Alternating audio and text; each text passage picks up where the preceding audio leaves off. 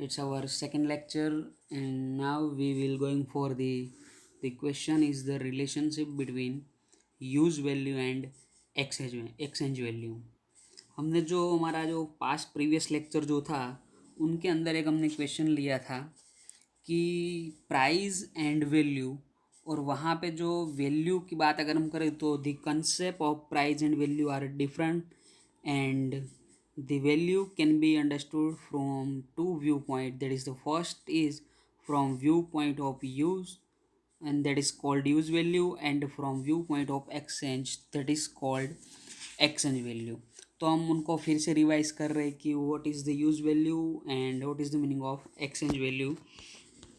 तो फिर से हम ऊपर आ रहे हैं कि प्राइस एंड वैल्यू. तो हमने यहाँ पे देख लिया था कि price and value alternatively denote the same meaning. उनका जो मीनिंग है वो सेम ही होता है.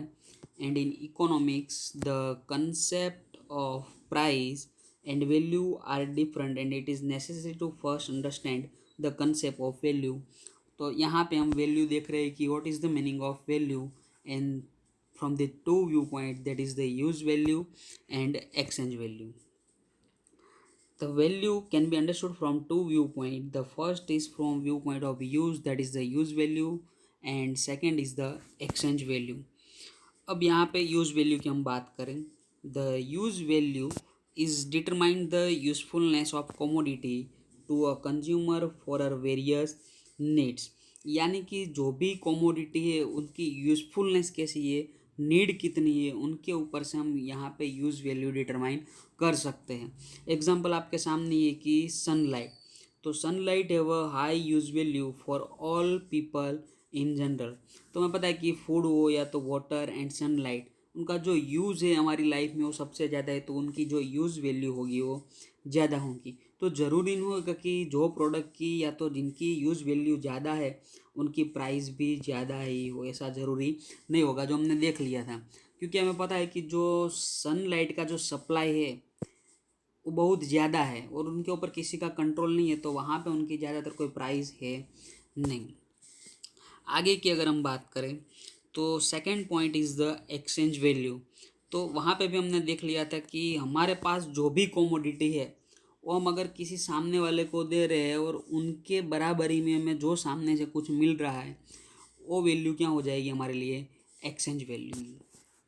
तो यहाँ पे पता है कि एग्जाम्पल में हम डायरेक्ट आते हैं कि if 1 kg of wheat exchange for 1 kg of rice, then the exchange value of 1 kg of wheat is equal to 1 kg of rice.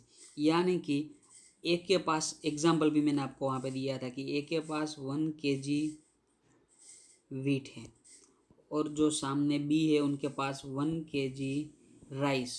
तो यहाँ पे अगर समझो कि ए बी को 1 kg वीट दे रहा है, तो सामने जो बी है उनके पास जो 1 kg राइस है वो किसको दे रहे हैं, ए को. तो यहाँ पे जो 1 kg वीट की जो एक्सचेंज वैल्यू क्या हो गई, 1 kg ऑफ राइस.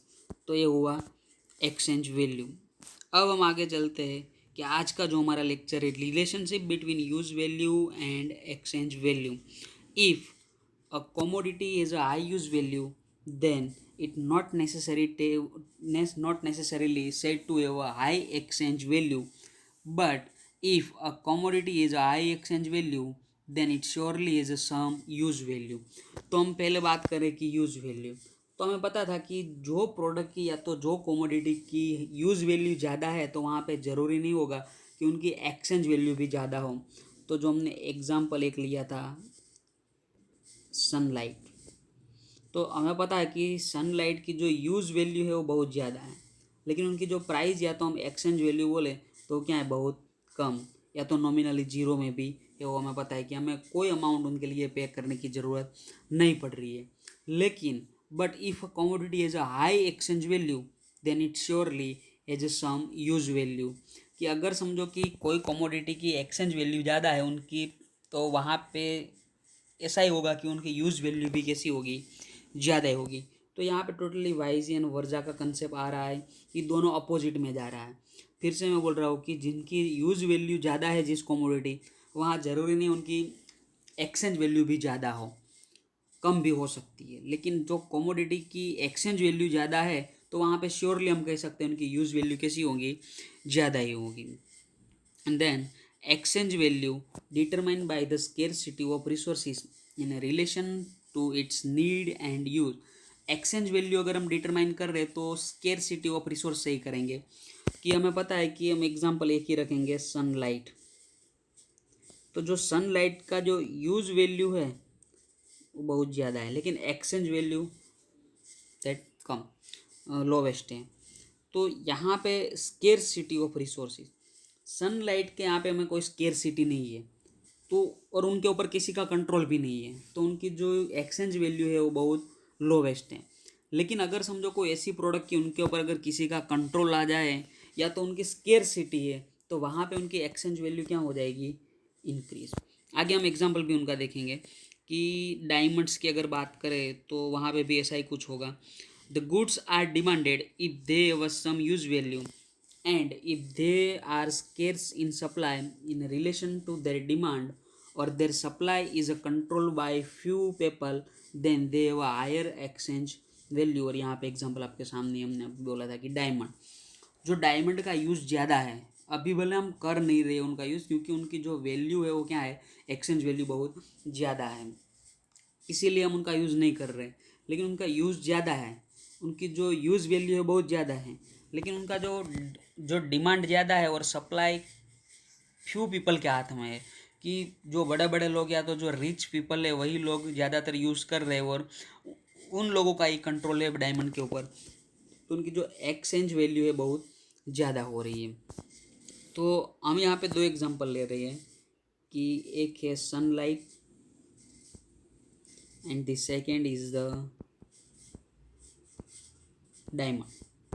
अब हमें पता है कि जो सनलाइट है उनकी यूज़ वैल्यू ज़्यादा है एंड डायमंड यूज़ वैल्यू कैसी है, उनके भी ज़्यादा है. लेकिन अगर हम बात करें कि सनलाइट की जो एक्सचेंज वैल्यू है बहुत कम है, या तो हम बोल सकते हैं कि जीरो है, हमें कोई अमाउंट उनके लिए पे नहीं करनी पड़ती है. लेकिन जो डायमंड है उनकी एक्सचेंज वैल्यू बहुत ज़्यादा है और उनके लिए हमें ज़्यादा अमाउंट पे करने की ज़रूरत पड़ रही है. सनलाइट के ऊपर किसी का भी कंट्रोल नहीं है, लेकिन डायमंड के ऊपर जो फ्यू पीपल है उन लोगों का कंट्रोल होगा, तो उनकी जो एक्सचेंज वैल्यू है वो ज़्यादा है. I think you can understand the all the point that is the use value and exchange value. On another hand, if goods are highly use value but have a unlimited supply, then they do not have a exchange value or may have a very low exchange value. Example हमने यहाँ पे लिया था कि आप देख सकते हैं कि सनलाइट एंड एयर, इन दोनों का एग्जाम्पल हमने लिया हुआ है कि जो सनलाइट है या तो जो एयर है उनकी जो यूज़फुलनेस है वो वेरी हाई है, यूज़ वैल्यू उनकी बहुत ज़्यादा है, but they have a no exchange value. तो यहाँ पे दोनों अपोजिट में आ रहे हैं कि डायमंड एंड जो सेकंड है वो है सनलाइट, कि डायमंड की यूज़ वैल्यू ज़्यादा है, उनकी एक्सचेंज वैल्यू भी ज़्यादा है, लेकिन जो सनलाइट है उनकी यूज़ वैल्यू ज़्यादा है लेकिन एक्सचेंज वैल्यू क्या है, बहुत कम है. आगे की हम बात करें तो in economics of the world in economics of the world value is usually in context of exchange value of commodity with another commodity. यानी कि जो वैल्यू की अगर हम बात करें इकोनॉमिक्स के अंदर तो क्या होगा कि जो एक्सचेंज वैल्यू को ही हम कंसिडर करेंगे, यूज़ वैल्यू को इकोनॉमिक्स के अंदर कंसिडर नहीं करेंगे. सिंपल एग्जांपल के अंदर अगर हम बात करें कि आपके सामने समझो कि एक वर्ड लिखा है कि वैल्यू, तो हमें पता है कि हम जो वैल्यू को लर्न कर रहे हैं टू व्यू पॉइंट के बेस पे जा रहे हैं कि first one that is the use value and second one that is the exchange value. तो हमें अगर सिर्फ वैल्यू ही कहीं पे भी लिखा है तो हमें कौन सी वैल्यू ध्यान में लेनी है, यूज़ लेनी है कि एक्सचेंज. तो ज़्यादातर इकोनॉमिक्स के अंदर कौन सी वैल्यू हम ध्यान में लेते हैं, exchange value. And exchange value का मीनिंग हमने देख लिया था कि आप अगर 1 kg ऑफ वीट किसी को दे रहे हो और सामने आपको समझो कि 1 kg राइस मिल रहा है, तो 1 kg ऑफ वीट की एक्सचेंज वैल्यू क्या हुई यहाँ पे, 1 kg of rice. Thus, the value means the worth of 1 unit of commodity in terms of unit of another commodity in exchange. तो वही मीनिंग निकला कि हमने आगे जो देखा था एक्सचेंज वैल्यू का मीनिंग, तो worth of one unit of commodity, यानी जो कमोडिटी का जो भी एक यूनिट है उनकी वो वर्थ है, इन कौन से टर्म्स में हम लेंगे कि अनदर कमोडिटी। तो हमें पता है कि one commodities that is the wheat and another commodity that is the rice. तो वीट के सामने हम राइस की यहाँ पे एक्सचेंज वैल्यू लेंगे। कि फिर से मैं वही एग्जांपल, आपको एक ही एग्जांपल याद रखना है, एक से ज़्यादा एग्जांपल आपको याद नहीं रखना है। अगर आप बहुत सारे एग्जांपल को ध्यान में लेंगे तो आप खुद कंफ्यूज हो जाओगे। तो एक्सचेंज वैल्यू में मैं एक ही एग्जांपल ध्यान में लेना है, वीट के सामने क्या है, राइस है। अगर ए के पास जो वीट है 1 kg, बी के पास 1 kg राइस है, ए अगर 1 kg वीट किसको दे रहा है, बी को, और सामने उनको 1 kg राइस अगर मिल रहा है, तो यहाँ पे 1 kg ऑफ वीट, उनकी एक्सचेंज वैल्यू क्या हुई, 1 kg of rice. Done. And we continue the next slide that is the price. तो हमने वैल्यू का तो मीनिंग देख लिया कि क्या होता है, लेकिन अगर हम प्राइस की बात करें तो आपको शायद यहाँ पे पता चल गया होगा कि वैल्यू एंड प्राइस में क्या डिफरेंट है। हमने एक्सचेंज वैल्यू जो लिया था, कि एक्सचेंज वैल्यू में हम क्या कर रहे थे कि हमें वीट दे रहे हैं तो सामने में राइस मिल रहा है, कोई अमाउंट नहीं मिल रही है। अगर आप किसी को वीट दे रहे हो 1 kg, तो उनको आपको 1 kg वीट की कोई अमाउंट नहीं मिल रही है, कोई मनी नहीं मिल रहा है, लेकिन आपको जो मिल रहा है वो क्या मिल रहा है कि आपको सामने राइस मिल रहा था। लेकिन हम प्राइस के अंदर बात करें तो if a commodity is exchange for money then such a monetary exchange value is term as a price. तो यहाँ पे लिखा है कि इफ़ अ कमोडिटी, यानी कि 1 kg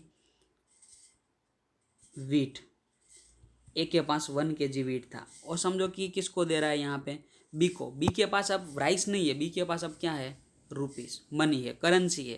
तो 1 kg वीट ए किसको दे रहा है, बी को, और बी समझो कि 1 kg की जो वैल्यू है वो दे रहा है 20 रुपीज़। 20 रुपीज़ किसको दे रहे हो, ए को। तो यहाँ पे 1 kg ऑफ वीट की प्राइस क्या हुई, 20 रुपीज़, दैट सिंपल। और हम ज़्यादातर रेगुलरली लाइफ, अगर आज की हम बात करें तो वही हम यूज़ कर रहे हैं। कोई भी प्रोडक्ट परचेस करने के लिए जाते हैं तो उनकी प्राइस हम क्या कर रहे हैं, पे कर रहे हैं। Price means the exchange value of commodity measure in terms of currency. तो हम प्राइस को किस में मेजरमेंट कर रहे हैं, करेंसी में कर रहे हैं। बल्कि हम आगे की बात करें तो जो एक्सचेंज वैल्यू थी वहाँ पे हमें प्रोडक्ट के सामने प्रोडक्ट मिल रही थी, कमोडिटी के सामने कमोडिटी मिल रही थी। लेकिन प्राइस में क्या होगा कि आपको कमोडिटी या तो प्रोडक्ट के सामने क्या मिलेगी, करेंसी मिलेगी। And this question is completed, and now we repeat the answer, that is the relationship between use value and exchange value. If commodity has a high use value, then it is not necessarily to say have a high exchange value, but if commodity has a high exchange value, then it is surely has a some use value. फिर से हम यहाँ पे बोल रहे हैं कि commodity की अगर ऐसा ज़रूरी नहीं कि उनकी यूज़ वैल्यू ज़्यादा है तो एक्सचेंज वैल्यू भी ज़्यादा ही होगी, ऐसा नहीं होगा, जीरो भी हो सकती है। एग्जांपल आपके सामने सनलाइट। बट जिनकी एक्सचेंज वैल्यू बहुत ज़्यादा है उनकी यूज़ वैल्यू भी कैसी होगी, ज़्यादा होगी।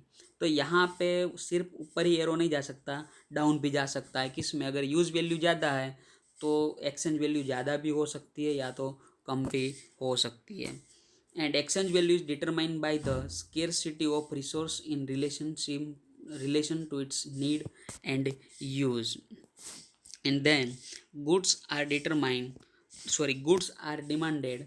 if they have some use value, and if they are scarce in supply in relation to their demand, for their supply is controlled by few people, then they have a higher exchange value. Example है diamond. तो दोनों का हमने example लिया था कि sunlight, diamond. Sunlight की use value ज़्यादा थी, डायमंड की भी यूज़ वैल्यू ज़्यादा है, लेकिन जो सनलाइट है उनकी एक्सचेंज वैल्यू कम भी हो सकती है, ज़्यादा भी हो सकती है, या तो जीरो भी हो सकती है। लेकिन जो डायमंड है कि उनका जो कंट्रोल या तो उनकी जो सप्लाई है वो कम है, एंड जो कंट्रोल बाय फ्यू पीपल, तो उनकी यूज़फुलनेस अगर ज़्यादा है यूज़ वैल्यू, तो उनकी एक्सचेंज वैल्यू भी कैसी होगी, ज़्यादा ही होगी। आगे की हम बात करें तो another and if goods are highly useful but have unlimited supply, example है सनलाइट, उनका सप्लाई है अनलिमिटेड, तो वहाँ पे एक्सचेंज वैल्यू क्या होगी, जीरो भी हो सकती है। और हमें पता है कि सनलाइट की वैल्यू तो जीरो ही है। In economics, use of the word value is usually in context of exchange value of a commodity with another commodity. तो यहाँ पे अगर आपके इकोनॉमिक्स के अंदर कहीं भी एक वर्ड लिखा हो कि वैल्यू, तो कौन सी वैल्यू में डिटरमाइन करनी, क्योंकि हमें पता है कि वैल्यू जो है उनका जो फ्रॉम द व्यू पॉइंट की बात करें तो two, that the first is the use value and second is the exchange value. तो अगर कहीं भी सिर्फ वैल्यू लिखे तो हमें उनको क्या कंसीडर करना है, एक्सचेंज वैल्यू कंसीडर करना है, वो हम यहाँ पे ध्यान रखेंगे. And thus the value means the worth of one unit of commodity in terms of unit of another commodity in exchange. तो वैल्यू मैंने देख लिया था कि अगर हम 1 kg वीट दे रहे और सामने में 1 kg राइस मिल रहे, तो 1 kg ऑफ वीट की जो एक्सचेंज वैल्यू हुई वो क्या हुई यहाँ पे 1 kg ऑफ राइस. एंड जो प्राइस की बात करें तो जो आगे एक्सचेंज वैल्यू में जो कमोडिटी के सामने हमें कमोडिटी मिल रहा था, लेकिन प्राइस में हमें क्या मिलेगा, मॉनेटरी टर्म्स होगा, यानी कि करेंसी होगी. कि आप 1 kg वीट दे रहे हो तो आपको सामने राइस नहीं मिलेगा, बल्कि क्या मिलेगा, rupees. That is the currency. और वहाँ पे कंसिडर होगा कि अगर आप 1 kg वीट दे रहे हो और आपको समझो कि 20 रुपीज़, या तो समझो कि हम 20 रुपीज़ यहाँ पे कंसिडर कर रहे हैं कि आपको 20 रुपीज़ मिल रहा है, तो यहाँ पे प्राइस जो हुई 1 kg वीट की वो क्या हुई, 20 रुपीज़ पर kg. And the question is completed. Thank you, friend.